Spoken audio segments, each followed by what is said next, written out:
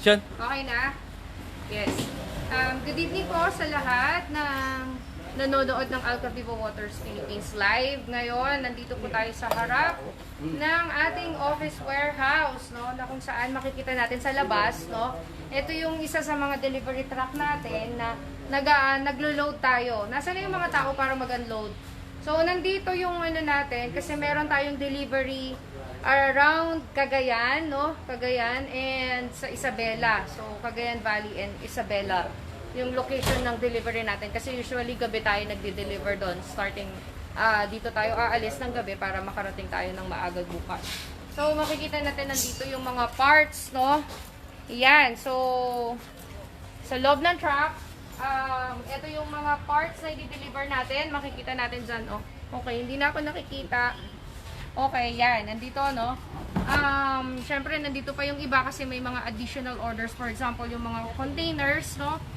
And yung mga tangke nandito pa. So, yan.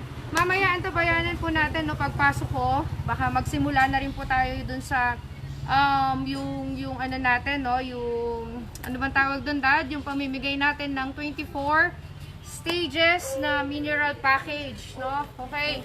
So, yan. Ito po yung truck natin. Nakikita natin kung saan yung side ng truck natin, no? Sabi ko, 'di ba, nung nakaraang live, 'di ba, meron po tayong sabi ko, meron po tayong makikita nyo kapag malalaman nyo na nandyan na yung delivery ng Alka Viva Waters Philippines kung nakita nyo yung mukha ko. So, yan, ha? Okay, ito po yung truck natin.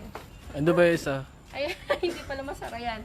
So, yan. Yung isa po nandyan. So, maglo-load na rin po for the delivery. Ayan, no? So, ang kagandahan no, kahit gabi, aalis tayo para ma-deliver natin, para matapos na po lahat ng mga, ng deliveries. Lalo na yung mga, marami na pong naghihintay para dun sa delivery nila ng equipments. Then, after that is yung schedule ng installations natin. Okay, so makikita natin sa labas para dun sa mga hindi pa po nakakapunta sa opisina ng Alka Viva. Nandyan po yung ano natin, may logo po tayo dyan sa taas. So, yan, ito po ang warehouse ng Alka Viva Waters Philippines. So, makikita po natin, pagpasok natin dito, yung mga precautions lalo na pagdating dun sa yung safety measure natin when it comes dun sa COVID, no? Meron po tayo sa pagpasok, meron po tayong misting tent, no? Na kinakailangan dumaan dito yung ating mga visitors and even the employees, no? Lahat ng empleyado, lahat ng papasok dadaan po dapat dito sa misting tent natin. So, eto po, meron po tayong signage na nakalagay dito which was importante to na laging susundin natin, even yung mga employees. Ito po, ayan, nakalagay dyan is no face mask, no face shield, no entry. Hindi po pwede pumasok. So, ako, hindi na po ako maglalagay muna ng face shield. So, syempre, hindi nyo na ako makikita niyan pag naka-face shield ako.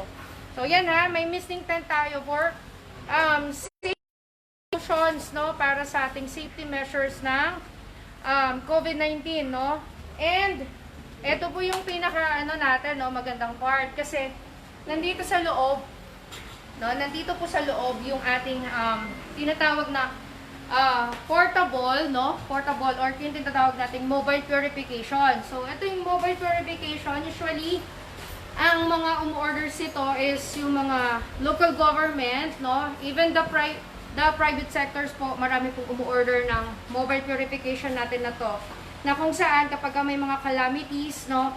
Kung yung iba, kunwari, for example, naubusan na ng mga bottled waters, wala na talagang ma-provide na tubig na malinis, no? Ang kagandahan po nito, kahit na po natin, ang source natin dito is yung tubig baha, pwede na po nating inumin yung tubig baha na yun dahil dito sa gagamitin natin na proseso or treatment process ng mobile purification natin. Yan. So, makikita nyo po, ito po i-deliver natin sa lugar po na Malabon. I think Malabon to, no? So, sila yung nag-order nito ng machine na to. Ito yung portable na tinatag natin na portable mobile purification. So, mobile purification siya kasi kaya siya mobile, pwede na siya palipat-lipat. Ito yung treatment, ng water treatment, no, na pwede natin ipalipat-lipat kaya tinawag siyang mobile.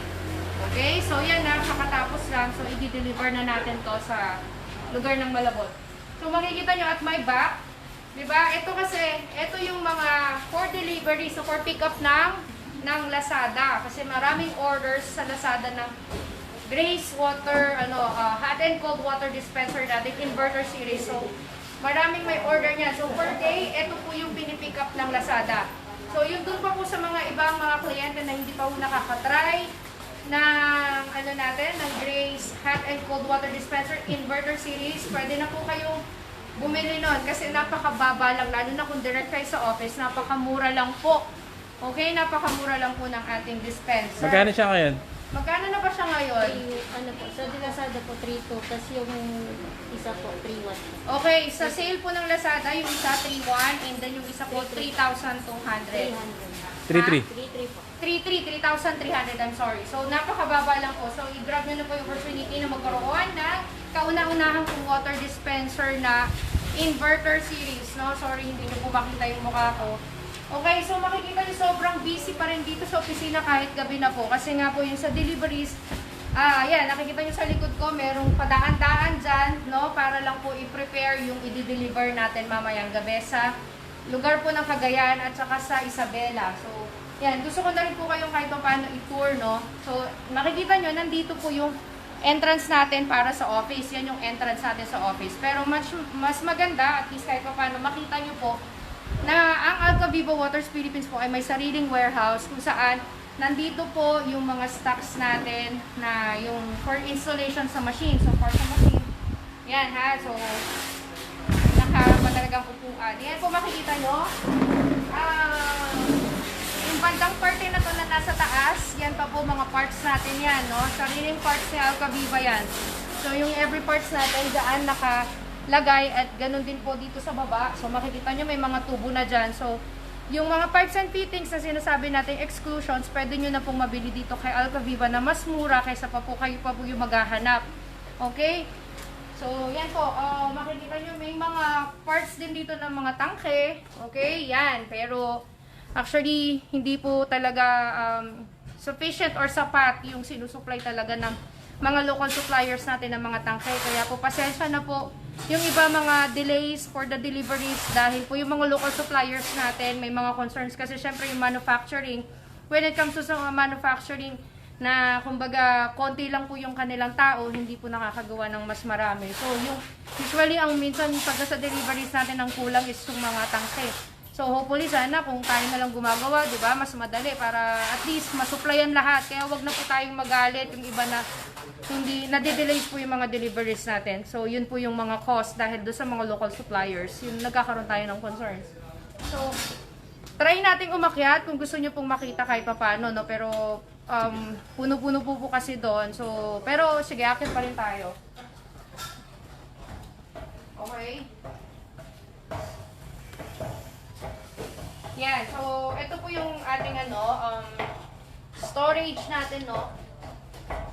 Yan. So, medyo mababa po yung natin, ceiling, no? Pero pinagkakasya natin yung iba dyan.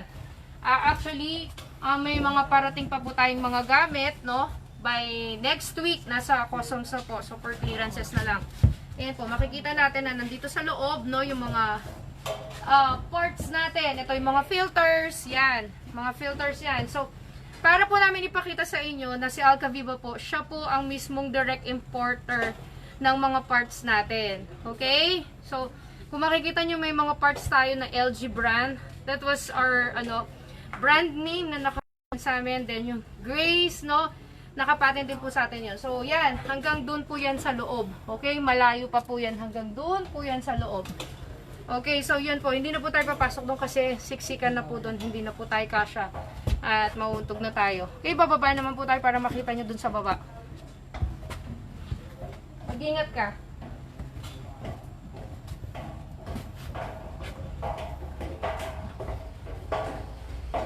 Yan, okay? So, hindi na tayo nakikita. Ayan, okay. So, dito naman po tayo sa baba. Actually, dun sa taas, hanggang dulo po yun. Okay? Hindi na po tayo makakapasok doon dahil medyo masikip na po.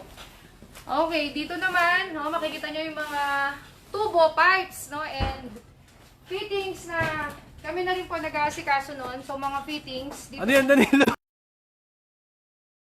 dito po nakalagay ang mga fittings natin kung saan na ginagamit, no? So yan, kumpleto po tayo dyan, no? Okay, so mas mura po namin may bibenta to dahil ano tayo, bulk orders dun sa mga suppliers natin dito sa Manila area. Okay? So may nakikita kayo dito na salamin na pinto, no?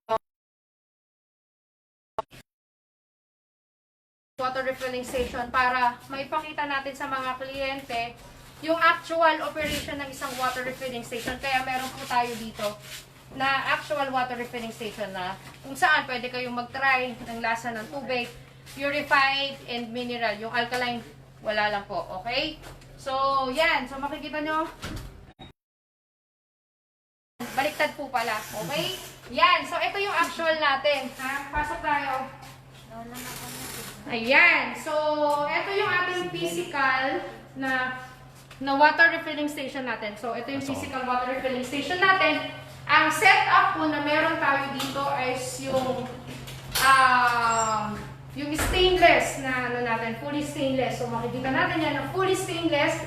Even yung ating lababo dito, no, yung sink natin is stainless din pero medyo magulo. Okay? So makikita nyo dito sa part na to, meron na tayong hydrogen machine. Okay? Yan, ito yung whole set natin. Para makita nyo parang typical, para magkaroon kayo ng idea kung paano natin gagawin yung water refilling station natin. Pwede palang ganon. So, as much as possible, meron talagang ceiling fan na nasa taas and at the same time, meron din pong exhaust fan. So, makikita natin na meron tayong exhaust fan dyan para ma-exhaust natin yung mga hininga ng mga tauhan natin na nandito sa loob na nagre-refill. And at the same time, syempre, para hindi naman sila mainitan, meron tayong electric fan or ceiling fan kung tawagin. Okay, may access dito, may diretsong access tayo dun sa tinatawag natin showroom. Ang showroom ni Alka Viva Waters Philippines. So, ang showroom, yan. So, dito, sa part na to, makikita nyo na meron tayong parang photo booth, no? Okay, ako na naman po ito. So, mahaba pa po ang buhok natin dyan. So, ito yung photo booth kung saan kapag may mga bagong nag-a-avail na mga clients, siyempre, sobrang excited, awa ng Diyos, sobrang silang excited.